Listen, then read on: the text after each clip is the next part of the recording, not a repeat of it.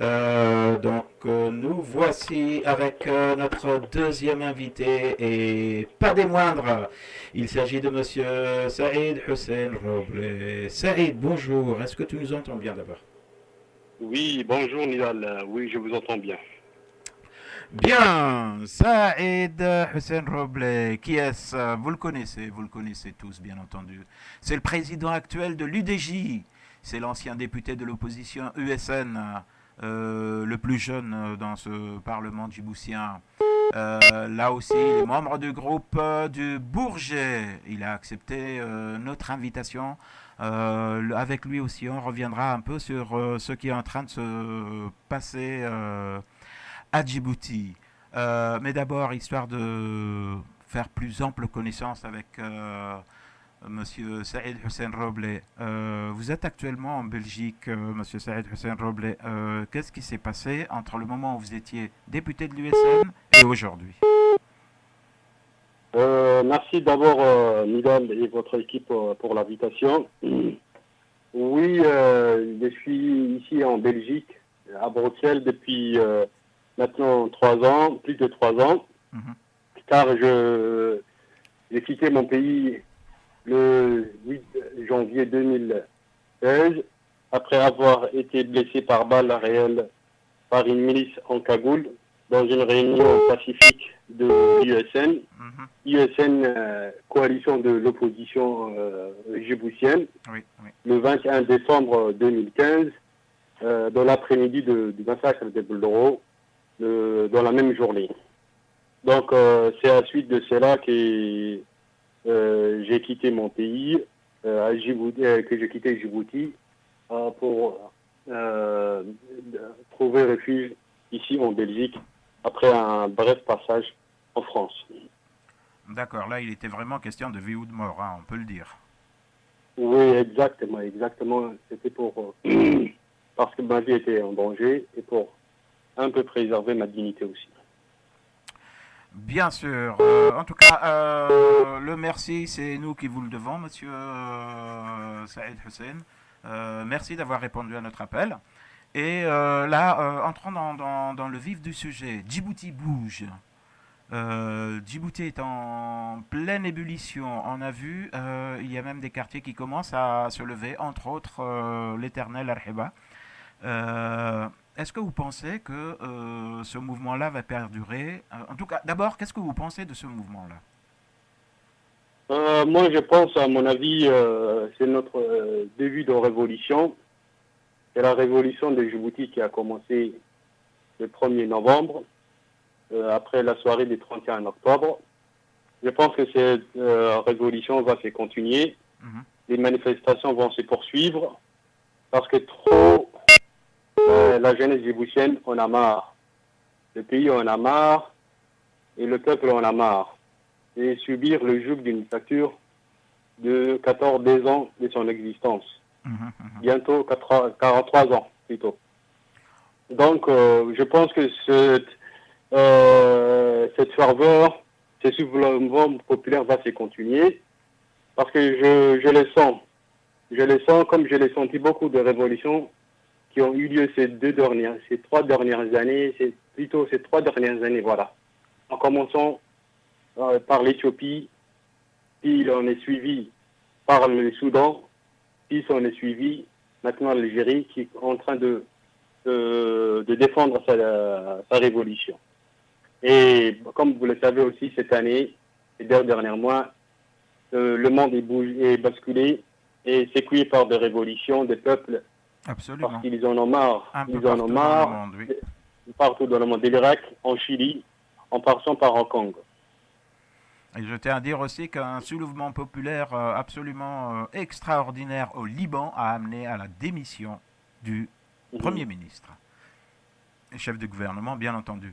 Une fois cette conclusion faite, est-ce que vous pensez réellement qu'à Djibouti, on va avoir quelque chose? Alors, je m'explique. J'ai l'impression, c'était ce que j'avais déjà dit à Kadda, mais j'ai l'impression que les Afars vont bouger pour les Afars, que les Somalis vont bouger pour les Somalis, mais qu'il n'y a pas encore de cohésion nationale. Qu'est-ce que vous pensez de ça? Euh, moi, je pense le contraire de votre avis, parce qu'il n'y a rien qui nous sépare, que ce soit Afar ou Issa ou Samaron ou Issa ou Arabe ou tout autre. Nous avons le même destin et nous subissons le même joug d'une dictature familiale. Mhm. Une dictature familiale de 43 ans qui a contraint notre jeunesse à vivre dans l'indignité, dans la dépression morale, dans le chômage de masse. Le seul reste, la seule issue qui nous reste, c'est la révolution. Si vous prenez le Ahiba, Ahiba elle n'est pas dans un autre pays, elle est à Djibouti, c'est juste 1 kilomètre du quartier 7. Ahiba et quartier 7, c'est presque 1 ou 2 kilomètres, 1 kilomètre ou 2 kilomètres.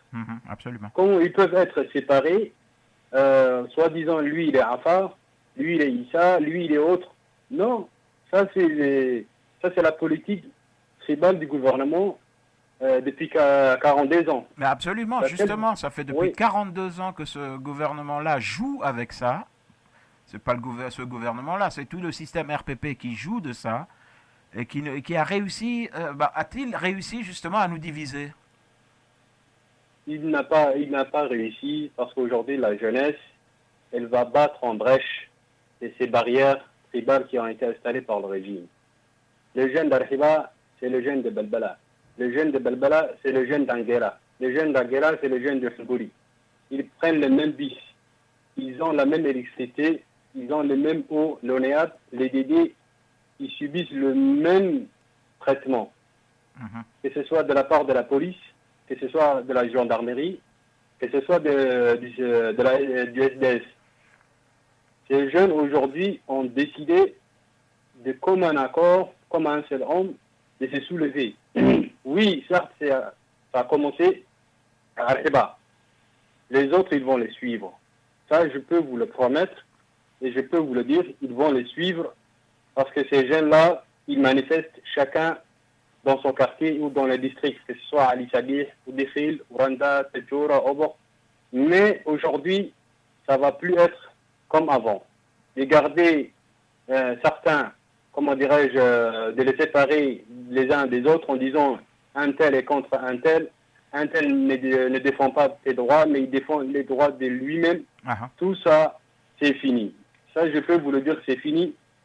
Aujourd'hui, je voulais féliciter ce soulèvement populaire de la jeunesse djiboutienne, initié par les jeunes d'Arhiba, et aussi l'élan de solidarité affiché par tous les jeunes djiboutiens, que ce soit sur les réseaux sociaux ou dans leur quartier.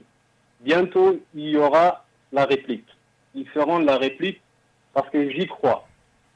Aussi, je voulais aussi adresser une pensée sincère à ces jeunes détenus.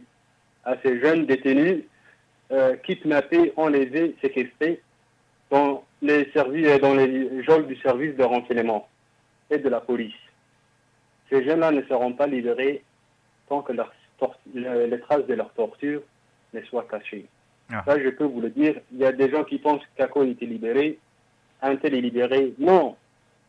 Dès que les services de sécurité djiboutienne paraissent, la première chose qu'ils font, ils torturent. Ils torturent, puis ils gardent dans les geôles pour que les traces des tortures ne soient pas visibles. Après, les plaies de torture sont devenues invisibles, c'est par là qu'ils libèrent. Et tout ça pour montrer leur, leur férocité à leurs détenus et aux familles. Pour séparer la famille du reste de la population en disant aujourd'hui vous êtes maltraités, les autres ils vous ont pas aidé. Et demain, ils vont rien faire pour vous. Taisez-vous et ne dites rien. C'est comme ça que les choses se déroulent. C'est comme ça qu'elles se déroulent et je sais que ça est arrivé à vous. Vous en êtes une des victimes. Vous en êtes témoin justement. Et à l'époque, c'est ça ce qui avait un tout petit peu choqué, c'est que pendant que vous étiez pratiquement en prison et autres, l'USN a quand même décidé d'aller, enfin, pas de vous oublier, mais presque, parce qu'ils se sont présentés aux élections présidentielles. Comment avez-vous vécu ça, vous, personnellement? Je l'ai vécu mal mais je ne suis pas déçu. Je ne suis pas déçu parce que la cause que je défends, ce n'est pas une cause de certaines personnes, mais c'est une cause nationale que je défends au prix même de ma vie. Oui, il y a eu certaines personnes qui se sont présentées à l'élection présidentielle 2016, alors qu'il y avait eu un massacre d'une partie de la population djiboutienne, Mhm. et même des blessures par balle devant eux, aux yeux et aux yeux de tout le monde, dans la réunion de l'USN. Et cela suffisait largement à tout de ne pas cautionner cette élection et d'amener le peuple dans le schéma du soulèvement populaire contre le quatrième mandat d'Ismaël Marguerite. Mhm. Et hélas, ça a été 2016. Mais aujourd'hui, l'histoire est différente. Aujourd'hui, c'est les jeunes qui ont pris en main leur destin, qui ont pris en main la révolution. D'accord. Cette lutte qui a commencé il y a plus de 4 décennies. Donc, j'y crois que les choses ont bougé. D'accord. Et par ailleurs, je voulais témoigner les cas de torture à Djibouti. Oui, j'ai eu la torture. J'ai été emprisonné à plusieurs reprises. J'ai été parmi dans un manifestant du 10 février 2011, Mhm. de 2013. Et 2015, je voulais l'être, mais malheureusement, j'ai été blessé par balle. D'accord. Tout ça, j'ai été témoin et j'ai côtoyé des personnes torturées qui étaient avec moi, soit dans les postes de police ou de gendarmerie, bien à la prison de Gabon. Mais je vous l'ai dit, ces jeunes-là, ils subissent la torture. Ils subissent la torture et ce qui leur reste après, c'est Gabon. Pour garder les restes des traces de torture jusqu'à ce que le jeune oublie, comment dirais-je, sa famille et sa douleur. Mhm. Mhm. C'est ça qu'ils font. C'est ça qu'ils font, mais les choses aujourd'hui ont changé. Les choses ont changé, dites-vous. Mais à un moment donné, il faut quand même Mhm. revenir à la politique. Mhm. Ça ne va pas changer comme ça. Il faut qu'il y ait des élections, il faut qu'il y ait voilà, des votes. Et là, on a besoin de partis politiques. Or, actuellement, ce qui se passe, c'est que malheureusement, hein, on a l'impression que tous les partis politiques de Djibouti sont, et ça fait 42 ans hein, qu'on nous dit la même chose, que ces partis politiques ne sont que des partis claniques ou ethniques. Comment sortir de ça? Je vous le dis tout simplement, ce sont des étiquettes que le régime propage contre les opposants. Nous, on n'est pas des partis claniques. Les partis politiques d'opposition ou de la majorité sont basés sur la loi des partis qui a été instaurée en 1992 après le multipartisme proclamé. D'accord. Nous, on est basé sur la loi sur les partis de 1992 et sur la constitution du pays. On peut, les gens ils se trompent, mais je vous le dis, lorsqu'un parti politique veut se créer, il doit avoir au moins 40 membres fondateurs. Ces 40 membres fondateurs doivent être issus de toutes les composantes nationales. Et de plus, il doit être issu de tous les districts de l'intérieur, pas seulement de la capitale. Donc vous pouvez imaginer toute la tâche qui incombe aux membres fondateurs et aux présidents fondateurs de ces partis. Nous, on est loin de cela. Si on était des membres des partis claniques, on pouvait rejoindre le régime d'Ismaël Marguerite, lui qui est basé sur le clanisme et le tribalisme et le népotisme. Les seuls promoteurs du tribalisme et du clanisme, c'est le dictateur Ismaël Marguerite qui gouverne en famille. Il gouverne en famille sur Djibouti. Et la preuve en est là. Il est le président. Sa fille Aïbado, elle est conseillère en économie du président et elle est responsable de la Caisse nationale de sécurité sociale. Mhm. Son fils, Aïnache, il est conseiller religieux du président. Son gendre, Tomi Taïro, il est le mari de Fatouma Awo. c'est gendarme, celui-ci qui a le parking, comment dirais-je, des avions privés qui couvrent les déplacements présidentiels. Le Premier ministre, il est marié à la cousine d'Ismaël Marguerite.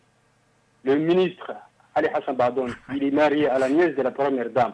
D'accord, Le tout ça est ministre, une histoire familiale, mais quelle est la réponse oui, qu'on doit donner? Est-ce que le groupe du Bourget peut être une réponse, par exemple?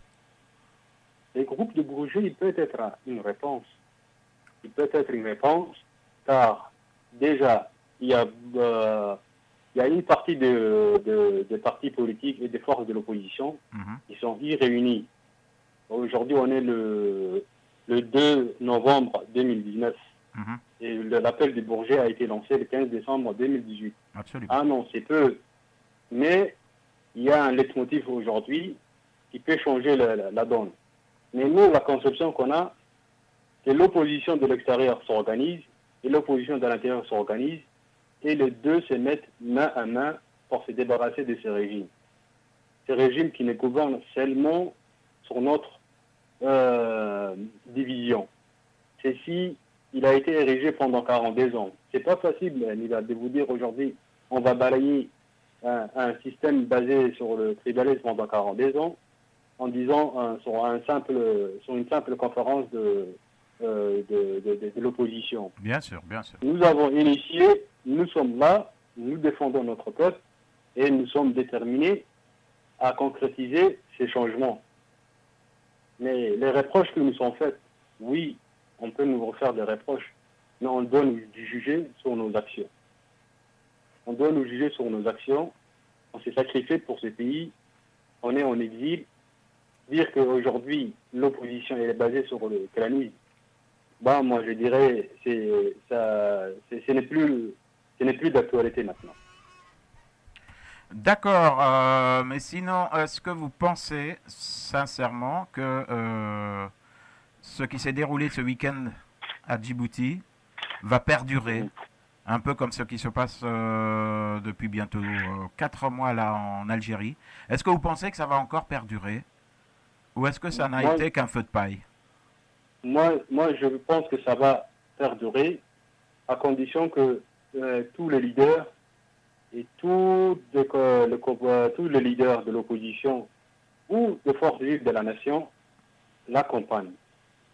Ils doivent l'accompagner et le guider parce que tout mouvement social, tout mouvement de contestation doit être accompagné et guidé pour arriver à l'objectif.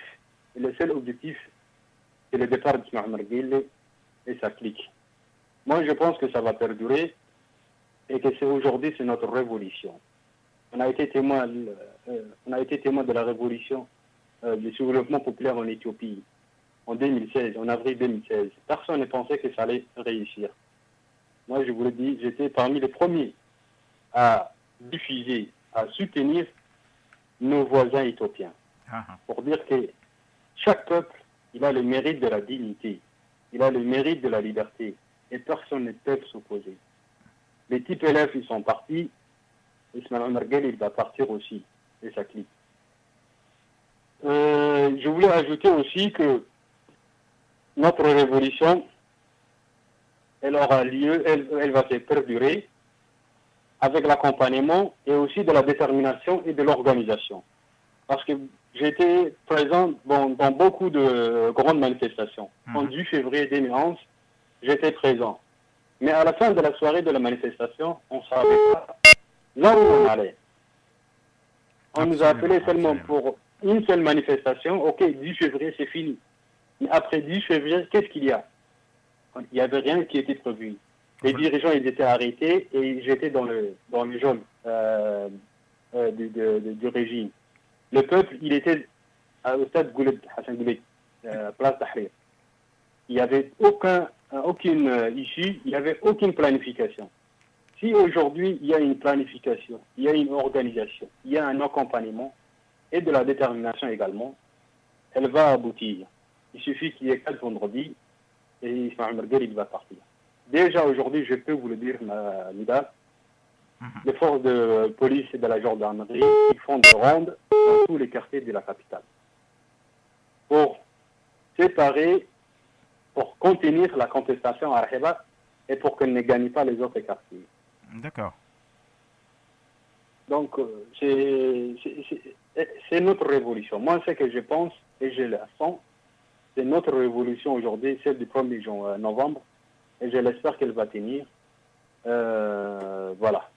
Non, espérons aussi, et puis espérons que ce ne soit pas encore une fois Arhiba qui redevienne la cité martyre qu'elle a déjà été en 91. Espérons qu'on n'aille pas, parce qu'hier ça a été limite. Hein. Il y a eu beaucoup de gaz lacrymogène jetés. Toute la ville s'est retrouvée sous une épaisse fumée de gaz lacrymogène. Et il y a même eu tir à balles réelles. Oui. Qu'est-ce que vous pensez que l'on peut faire à partir de Djibouti pour ne pas avoir un, une répétition, on va dire, de décembre 91 pour la cité d'Arhiba? Ben, moi, je pense que j'ai déjà écrit sur ma page Facebook en disant il faut soutenir nos frères d'Arhiba pour qu'ils ne souffrent pas d'un autre massacre. Oui, ces forces de répression, ils sont là pour tuer, et pour assassiner, et pour torturer. Ils ne font rien pour le pays. Ben, aujourd'hui, ça va être différent. Aujourd'hui, c'est toute la jeunesse qui est mobilisée. Il n'y a plus la conscience d'avant en disant il y a tel affaire, toi, t'es tel Issa, vous n'avez rien à voir. Ça, c'est fini. Tout le monde a vécu la situation, ils ont vécu les massacres. Le 27 décembre 1990, c'était le massacre des Garibouchi. Le 21 décembre 1991, c'était le massacre d'Arhiba. Le 21 décembre 2015, c'était le massacre de Beloro. Tout le monde a été touché. Tout le monde a conscience qu'aujourd'hui, ce régime ne gouverne que par ces massacres. Et personne n'est épargné. Personne n'est épargné, ni même les enfants du régime. Je vous prends un exemple. La fille d'Ali Abdi Farah, d'Etma Ali Abdi Farah, l'ancien ministre des Affaires étrangères, l'oreille proche du couple présidentiel, elle a été arrêtée, torturée et emprisonnée à Gabon parce qu'elle n'avait agi qu'avec sa conscience en dénonçant les abus et l'opulence des enfants du régime et du régime également.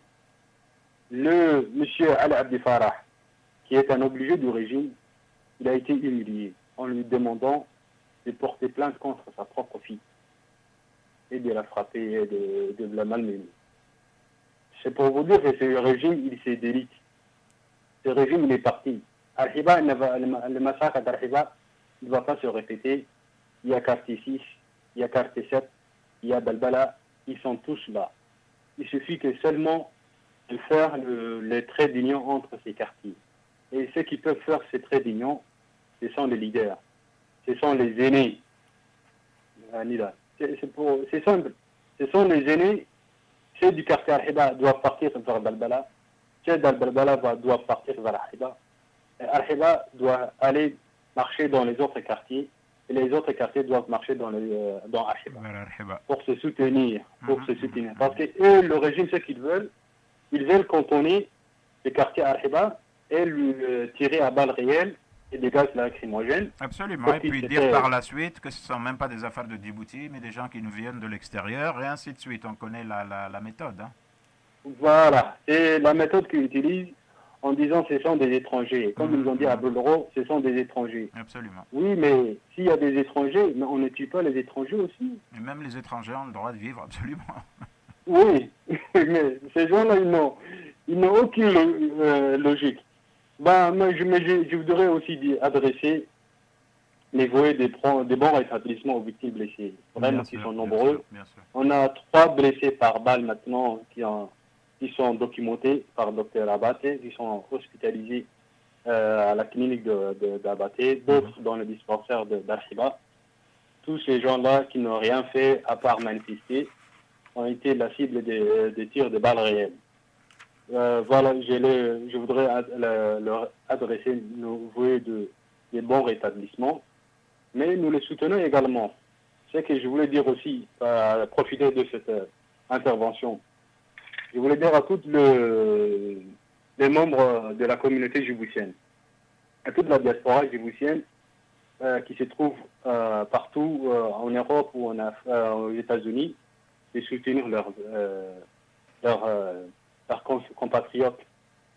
compatriotes aujourd'hui blessés par balle. Première chose, oui, certes, ils ont diffusé, ils ont partagé l'info, c'est bien, mais il faut l'aider matériellement, c'est mieux. Donc on devra faire une collecte de fonds pour soutenir ces blessés qui doivent se soigner et, soigner leurs plaies. Et il faut aider aussi les familles touchées qui doivent prendre en charge ces victimes. Ça, c'est la première chose que je voulais inviter à toute la diaspora djiboutienne. Et s'il n'est pas quelque chose de farfelu, c'est des faits établis, objectifs, ils peuvent voir les photos, ils doivent l'aider leurs compatriotes. Ça, c'est la première chose. Deuxième chose, ils doivent l'aider pour avoir un avocat pour que ces victimes-là, qui sont maintenant au nombre de cinquantaine, pour constituer une plainte commune, mais cela, il doit avoir un avocat. On doit l'aider pour le frais de justice, pour le frais d'avocat. Ça, c'est la deuxième chose qu'on doit aider en tant que diaspora djiboutienne. Mais les jeunes qui sont à Djibouti, ils doivent aussi aider leurs frères d'Ahiba. Surtout, j'appelle aux jeunes lycéens, aux jeunes universitaires de l'université de Djibouti, ils doivent venir en aide à leurs compatriotes. Ils doivent soutenir, ils doivent manifester, ils doivent organiser des marches blanches contre ces actes barbares que d'Ahiba est la cible. Voilà, en fait, c'est quelques idées, quelques actions à mettre en place ces jours suivants pour que cette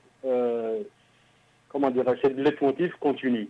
Sinon, le régime, il veut casser, il veut garder les jeunes des quartiers Balbala et d'Ahiba séparés. Absolument, absolument. Ça, on doit la casser avec ces actions-là. Ils doivent visiter aussi les blessés, les malades. Ces d'Ahiba, ces de Balbala doivent venir visiter leurs compatriotes qui sont dans les hôpitaux. Et puis tout le monde doit juste aller, par exemple, prendre le thé à Arhiba, aller rendre visite justement, voyez un peu qu'est-ce que c'est que Arhiba, c'est un quartier comme les autres. Allez prendre le thé là-bas, allez vous promener. Et puis les filles d'Arhiba sont très très belles, hein. Je dis ça aux jeunes de Balbala. Allez-y, allez-y les gars, rencontrez-vous, discutez, parlez, et nous, tout ce qu'on peut dire, c'est merci. Merci beaucoup, monsieur Saïd. Merci à vous aussi, merci à vous pour la... Merci, et merci surtout pour ce message donc d'unité, ce message d'union. Il n'y a qu'avec l'union que l'on peut se débarrasser du système RPP à Djibouti. Merci beaucoup, et puis à une toute prochaine fois, Inch'Allah, où j'espère que vous nous parlerez un tout petit peu plus longuement du fameux groupe de Bourget. Merci et au revoir. Merci beaucoup. Au revoir, merci Lisa. Au revoir.